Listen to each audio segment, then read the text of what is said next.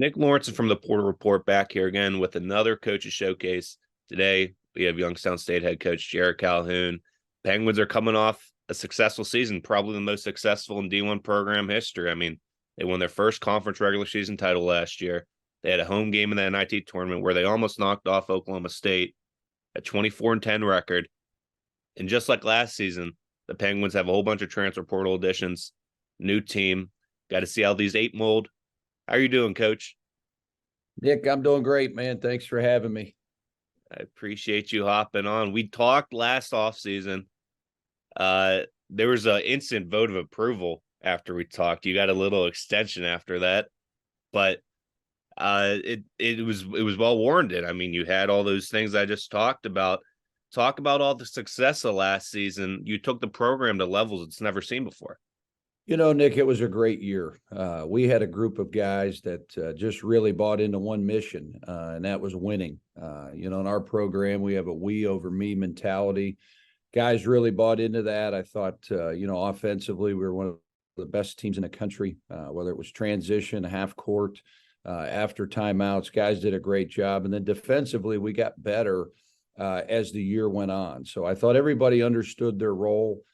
We had star power. We had a great bench. I thought our bench guys did a tremendous job. Community showed great support in you guys. That whole month of February, it seemed like it was sold out there. That NIT game was a surreal atmosphere. Just talk about how awesome it is for your program to see that. I mean, you don't see that often in the Horizon League anymore.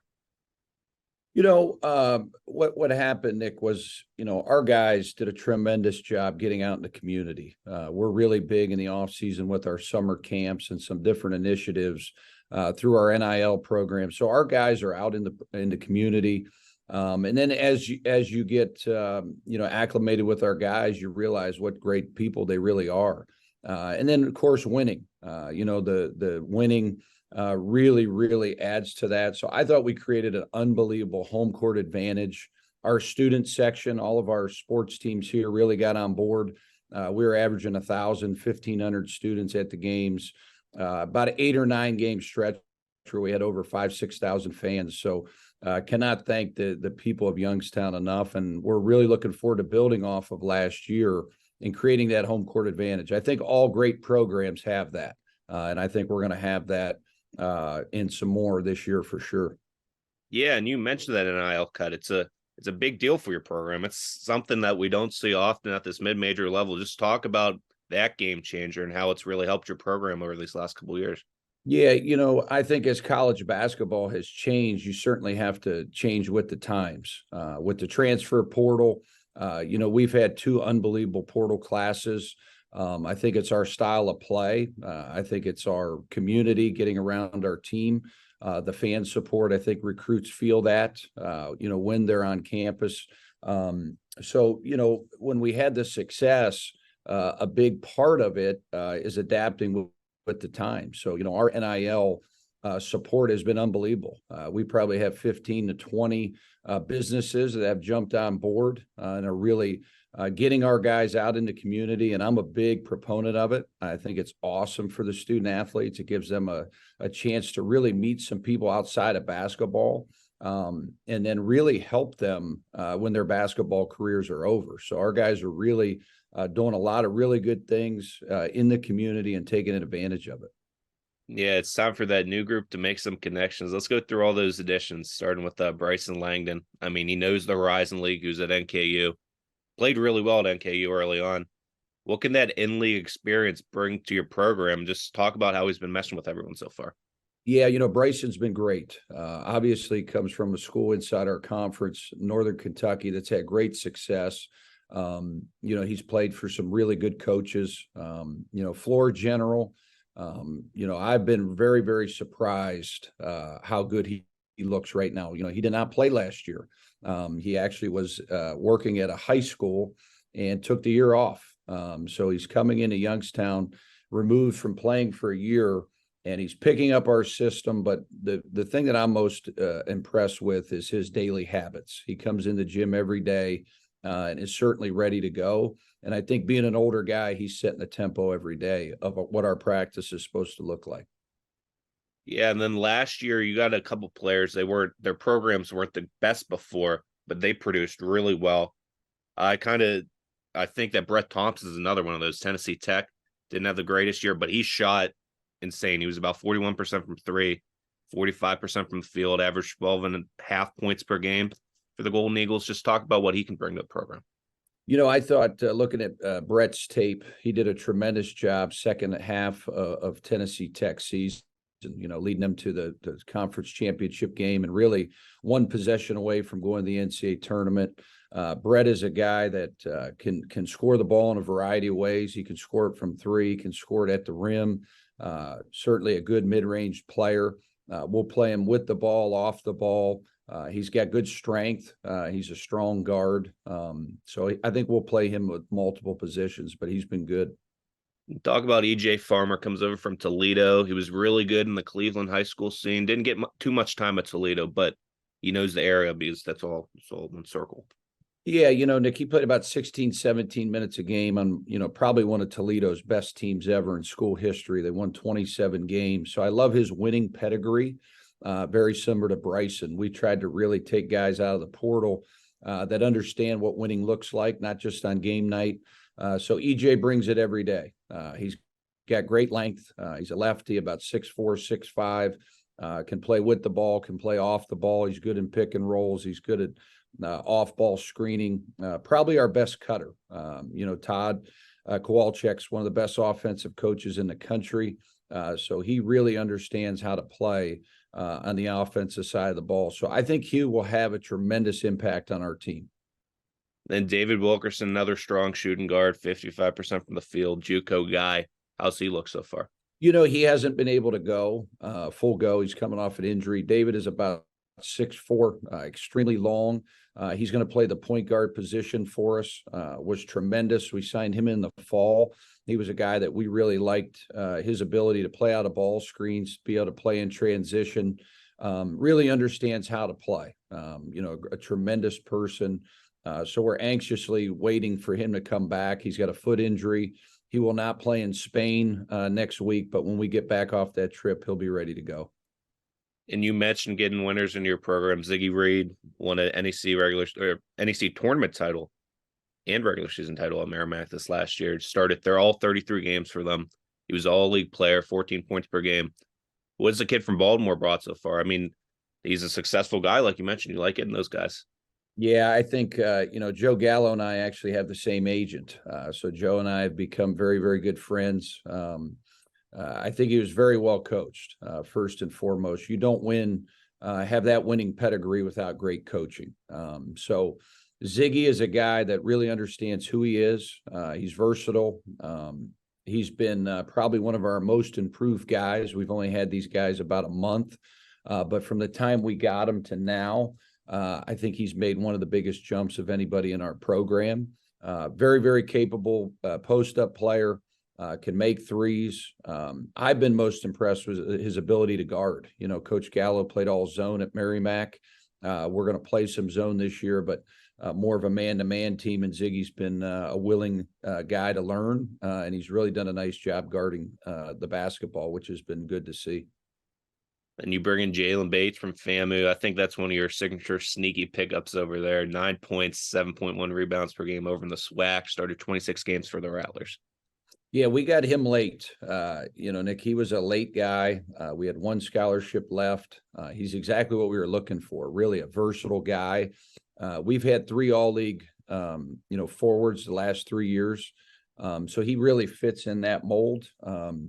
He's a extremely high-level athlete, plays above the rim. He can make threes. He can drive the ball. He can switch ball screens. He's been really, really good. When his motor is going, he's playing hard. He's really, really hard to stop. So I like his versatility. And then also in that front court, you bring in DJ Burns. He has a veteran pedigree. I mean, he was the only guy to return to Murray last year. Was successful at Southern. He's been good piece down low for a couple years for the Racers. Just, is he developing into a leader? What's his role looking like? How's he been looking so far? We just got DJ here yesterday, so he will get about 7 practices with us before we go to Spain. So we're really excited about him. But, DJ's a guy that's another winner. 2 years ago, he was part of a team that won 27 or 28 games in a row, won 32 games, won an NCAA tournament game, regular season title, tournament title. So I think, with him and Bryson, and obviously EJ, these are guys that have won over 25, 28 games in their college career in a season, played in NCAA tournaments, both Bryson and DJ. So with DJ, he's another forward that's very versatile, right? He can score the ball around the rim. He can drive the ball from the perimeter. Got to get him shooting threes, taking and making threes. But he's a guy that at Murray State got 9 and 8. And the Missouri Valley is a great league, so we're expecting big things from him, and anxious to get him on the court this week. And then lastly, another NKU addition in league, Emmanuel Zorgbal, Surinamian 7-footer. Just talk about him. I bet he's a good body at 7 foot. I mean, you need that in the Horizon League. Yeah, I think of all the guys in our program, we have 2 guys that are 7 foot or bigger. I think Emmanuel has probably the most upside of anybody in the program. He's 7 foot. He can run. Hasn't been playing basketball that long. Showed some great signs at Northern Kentucky with his ability to run the floor and block shots. Now it's about expanding his game. Being able to drive the ball, being able to possibly play him at a forward position. And take and make threes. In our offense, we want our front court guys to shoot threes. So we're really working with him tirelessly on teaching him how to get his shot off quicker. And I love his upside, but more important, I love him as a person. I think he's a guy that, just really buys into we over me mentality here in our program. So he's been great. And you keep mentioning the Spain trip. It's coming up in the next week or so. Talk about how beneficial that is for this whole new roster and just what's ahead in that trip. Yeah, we've got 4 freshmen coming into our program that I think are very talented. We have 11, new players overall. Obviously, a lot of portal guys that are going to have a big impact on our program, similar to last year. So to be able to get these 10 practices, 3 games, we're going to Madrid, and then we're also going to Malaga, in Spain, about 2.5 hours from Madrid to play a couple games. I think this trip will pay big dividends for our group. They're starting to understand who we are, how we play, different concepts in our offense, how we want to score the ball, and then also defensively, putting your system in, whether it's ball screen coverages, that sort of thing. But then off the court, Nick, just, those bonding experiences, getting to know each other on a deeper level. This is going to be an awesome trip. And then a couple months later, you get into the schedule. I know you guys are opening at Louisiana. You're going to Michigan. You have an MT up in Youngstown. Have a couple non-D1s. Any more little scheduling nuggets? How's that coming along? Yeah, we're waiting for another Power 5 contract to come through. It's going to be an in-state opponent. We're really, really excited about that. Great tradition. I think our fans will really enjoy that. One of the initiatives inside the Horizon League was to play more Quad 1 and Quad 2 games. So we're certainly working really hard to try to do that, to challenge ourselves in the non-conference. But I think this schedule will probably be the second toughest schedule that I've had since I've been here. And lastly, you mentioned people are coming in, so it's fluid, but how's everything been meshing so far, just team-wise? What are some promising signs you've seen out of the squad? Yeah, I love this team's versatility. I think we can play small, we can play big. I think we'll be a good pick-and-roll team again. This is probably one of the teams that I would say has the most length of possibly maybe in school history. We've got multiple guys that 2 kids that are over 7 foot, a couple guys 6'7" to 6'8". We have great length and great versatility, so we'll be able to switch ball screens, play a lot of guys. I think the strength of this team will be our depth. We could have 6 guys in double figures, but the league's going to be very good. I think a lot of the teams are able to not only keep their players, but also if you look at some of the portal additions inside the Horizon League, our league made a big jump last year, Nick. I think we went from 28 to 22 in the net. I look for us to be in the high teens overall as a league, which is a great sign, which will pay dividends come NCAA tournament time for a great seed, whoever wins this conference tournament. Yes, sir. Well, Coach, I appreciate it as always. Enjoy your Spain trip, And I'm hoping I see the Horizon League up in those net rankings and those Ken Palm rankings here soon. Nick, thanks for having me. Thanks for all the work you guys do. Awesome. Speak soon.